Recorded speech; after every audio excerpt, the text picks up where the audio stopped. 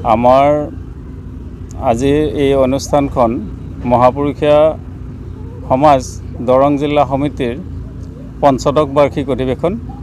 এই পঞ্চদশ বাৰ্ষিক অধিৱেশন ভাগি আমি যোৱাবেলি গৰুখুটিত অনুষ্ঠিত অধিৱেশনৰ পিছতে আমি ধৰ্মধ্বজা ইয়ালৈ লৈ আহিছিলোঁ আৰু সেইমৰ্মে আমি যোৱা মাৰ্চ মাহৰ 9 তাৰিখে আমি আদৰণি সমিতি প্ৰস্তুত কৰি আমি আজি 31 জানুৱাৰী আৰু 1 ফেব্ৰুৱাৰী 2026 তাৰিখটো নিৰ্ধাৰণ কৰিছিলোঁ। তাৰ পিছৰে পৰা আমি ইয়াতে প্ৰস্তুতি চলাই থকা হৈছে। প্ৰস্তুতিৰ অন্তত আমি এতিয়া আহি মানে শেষ মুহূৰ্তত উপনীত হৈছোঁ আৰু এটা দিনৰ পিছতে আমাৰ অনুষ্ঠান উদযাপিত হ'ব। ইয়াত আমাৰ প্ৰধানত কথা আছে আমাৰ মানে কাৰ্যসূচী। প্ৰথম দিনৰ আমাৰ কাৰ্যসূচী আছে আমাৰ ক্ষেত্ৰ উন্মোচন, তোৰণ উন্মোচন, বন্তি প্ৰজ্বলন, ধৰ্মধ্বজা উত্তোলন, এনেকুৱা আমাৰ গোটেইখিনি কাৰ্যসূচী আছে। তাৰ লগত আমাৰ দুটা বিশেষ কাৰ্যসূচী আছে 31 জানুৱাৰীৰ। এটা হ'ল আমাৰ আই মাতৃ আৰু শিশু যুৱ সন্মিলন। সেইখনৰ অন্তত আমাৰ দিনৰ 2:30 বজাত গ্ৰন্থ উন্মোচনী সভা এখন হ'ব। এই গ্ৰন্থ উন্মোচনী সভাখনৰ অন্তত আমাৰ সাংস্কৃতিক অনুষ্ঠান থাকিব, শংকৰী সংস্কৃতিৰ ওপৰত সাংস্কৃতিক অনুষ্ঠান থাকিব। সেইটো আমাৰ 7 বজাত অনুষ্ঠিত হ'ব আমাৰ জগত চহৰীয়া সৌৰণী মঞ্চত। আৰু দ্বিতীয় দিনৰ আমাৰ অন্যতম আকৰ্ষণ কাৰ্যসূচী এটা থাকে আমাৰ ভাগৱত শোভাযাত্ৰা। এতিয়া ভাগৱত শোভাযাত্ৰাৰ অন্তত আমাৰ মুকলি ধৰ্মালোচনী সভাখন অনুষ্ঠিত হ'ব। সেইখনত আমাৰ সভাপতিত্ব কৰিব মাননীয় গহীন চন্দ্ৰ কলিতা প্ৰভুজনে আৰু সেইখনত নিৰ্দিষ্ট বক্তা হিচাপে অংশগ্ৰহণ কৰিব শান্তি সাধনা আশ্ৰম বশিষ্ঠৰ মানে এগৰাকী সেৱক বলৰাম দলৈ। তেখেতে আমাৰ সভাত নিৰ্দিষ্ট বক্তা হিচাপে অংশগ্ৰহণ কৰিব। ইয়াৰ উপৰিও আমাৰ কেইবাগৰাকীও বিশিষ্ট ব্যক্তিয়ে সভাত অংশগ্ৰহণ কৰিব। আমাৰ দৰং ওদালগুৰি সমষ্টিৰ সাংসদ মাননীয় দিলীপ শইকীয়া মহোদয় আমাৰ মাজত উপস্থিত থাকিব। লগতে আমাৰ স্থানীয় বিধায়ক পৰমানন্দ ৰাজবংশী, প্ৰাক্তন মন্ত্ৰী মাননীয় জয়নাথ শৰ্মা আৰু প্ৰাক্তন বিধায়ক বিনন্দ শইকীয়া, তেওঁসকল আমাৰ কাৰ্যসূচীত উপস্থিত থাকিব। গ্ৰন্থ উন্মোচনী সভাখনতো আমাৰ দুখন গ্ৰন্থ উন্মোচন হ'ব। এখন আমাৰ এয়া অধিৱেশনৰ স্মৃতি গ্ৰন্থ আৰু এখন আমাৰ দৰং জিলা সমিতিৰ প্ৰতি বছৰে প্ৰকাশ কৰি অহা মুখপত্ৰ। এই দুখন গ্ৰন্থ উন্মোচন হ'ব। আৰু এই গোটেই অনুষ্ঠানখন পৰিচালনা কৰাৰ কাৰণে আমি যিখন বাজেট প্ৰস্তুত কৰিছোঁ এইখন প্ৰায় আমাৰ 20 লাখ টকাৰ বাজেট। 20 লাখ টকাৰ আমাৰ ধন সংগ্ৰহৰ পদ্ধতিটো আমাৰ ভকত বৈষ্ণৱসকলৰ এটা আমাৰ নিৰ্ধাৰিত চান্দা থাকে। তাৰ লগতে আমাৰ ভকত বৈষ্ণৱসকলে দান বৰঙণি আগবঢ়ায়। ঠিক তেনেদৰে আমাৰ এয়া মানে পুঁজিটো গঠন কৰা আমি যৎপৰোনাস্তি চেষ্টা চলাই আছোঁ। ইয়াত আমি আশা কৰা ধৰণে সম্ভৱ হৈ উঠা নাই যদিও আমাৰ অহাকালি আৰু পৰহিৰ ভিতৰত আমি হ'ব বুলি এটা আশা কৰিছোঁ।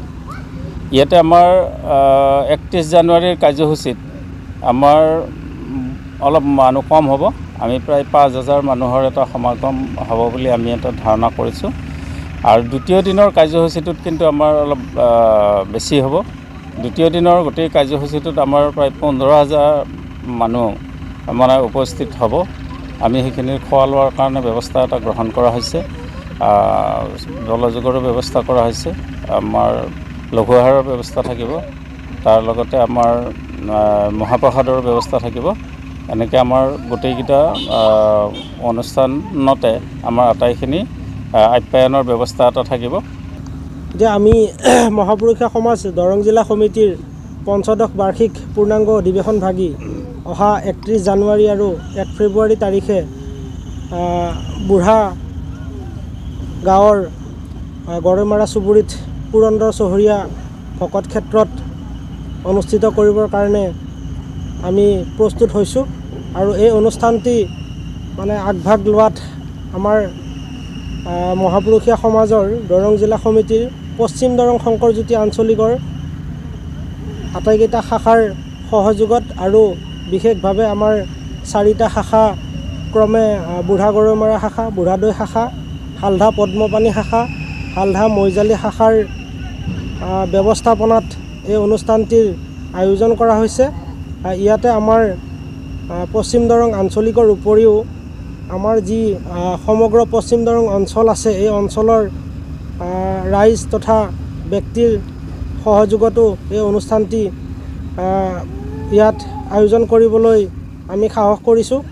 তেওঁলোকেও যথেষ্ট দান বৰঙণি বা অৰিহণা আগবঢ়াইছে আৰু তেওঁলোককো আমি এই মহাপুৰুষীয়া সমাজৰ অধিৱেশন ভাগিৰ যি আদৰণি সমিতি, এই আদৰণি সমিতিৰ ভিতৰ চৰাত বিভিন্ন উপসমিতিসমূহৰ লগত তেওঁলোকক মানে আমি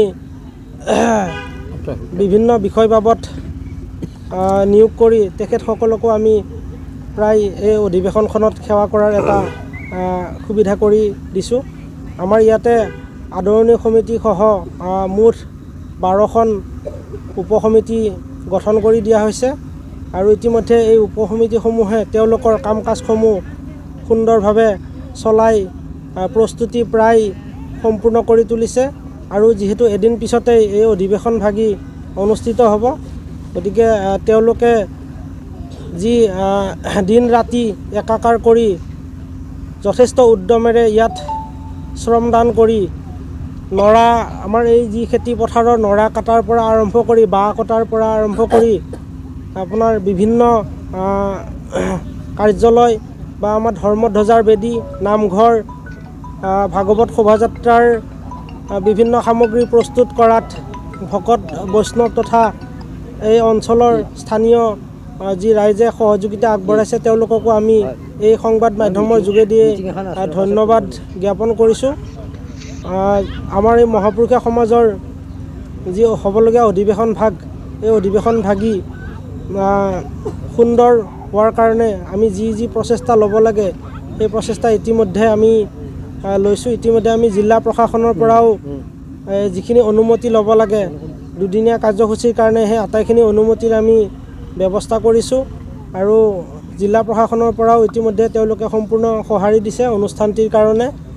গতিকে আমি সম্পূৰ্ণ সাজু যাতে ইয়াতে যিখিনি ভকত বৈষ্ণৱ উপস্থিত হ'ব তেওঁলোকক আদৰিবৰ কাৰণেই বা অভ্যৰ্থনা কৰিবৰ কাৰণে হওক, আমি যিখিনি খাদ্য সামগ্ৰীকে আদি কৰি বা ইয়াতে আসনেই হওক বা জলযোগ, মাহ প্ৰসাদ এই আটাইখিনি সুন্দৰ ব্যৱস্থা কৰিবৰ কাৰণে আমি আপ্ৰাণ চেষ্টা চলাই আছোঁ। অধিৱেশনস্থলীলৈ আহিবৰ কাৰণে মঙলদৈৰ পৰা দিগিৰ পাৰ হৈ বৰিচৌকা হৈ পাথৰিঘাট, দিপিলা হৈ ক্ৰমে বৰবৰীলৈকে আহি বৰবৰীৰ পৰা দক্ষিণে শালমাৰালৈকে অহা ৰাস্তাত আহি আমাৰ বুঢ়া হাইস্কুল পাৰ হৈ আহি বিষ্ণুপুৰ নীলাৰ চকৰ পৰা পশ্চিম ফালে প্ৰায় আধা কিলোমিটাৰমান সোমাই আহিলে অধিৱেশনস্থলী পাব আৰু আমাৰ চিপাজাৰ হৈ আহিলে চিপাজাৰৰ পৰা লাওজান হৈ আহি হালধা পাব। হালধাৰ পৰা আমাৰ উত্তৰে প্ৰায় 3 কিলোমিটাৰমান আহি নীলাৰ চক পাব। এই নীলাৰ চকৰ পৰা পশ্চিমে আধা কিলোমিটাৰ আহিলে অধিৱেশনস্থলী পাই যাব। গতিকে এইখিনি আমাৰ অধিৱেশনস্থলীত আহিবৰ কাৰণে আপোনালোকৰ যাতায়াতৰ এটা আমি পথ নিৰ্দেশনা সংবাদ মাধ্যমৰ জৰিয়তে জনাইছোঁ আৰু এই অনুষ্ঠানৰ দুদিনৰ কাৰ্যসূচীতে আমি সমূহ ভক্তপ্ৰাণ তথা ধৰ্মপ্ৰাণ ৰাইজৰ উপস্থিতি আন্তৰিকতাৰে কামনা কৰিছোঁ আৰু আমাৰ যি পশ্চিম দৰং বা দৰং অঞ্চলৰ লগতে সমগ্ৰ অসমবাসীৰ পৰা যি ভকত বৈষ্ণৱ আহিব এই আটাইখিনিকে আমি আদৰিবৰ কাৰণে এই অঞ্চলৰ তথা এই আমাৰ স্থানীয় যিখিনি ৰাইজ আছে আটাইখিনিকে আমি সম্পূৰ্ণ সহযোগ তথা সহযোগিতা আগবঢ়াই অনুষ্ঠানভাগি সুন্দৰ কৰাৰ কাৰণে আমি আটাইখিনিৰে ওচৰত আমি আহ্বান জনাইছোঁ। কৃষ্ণ।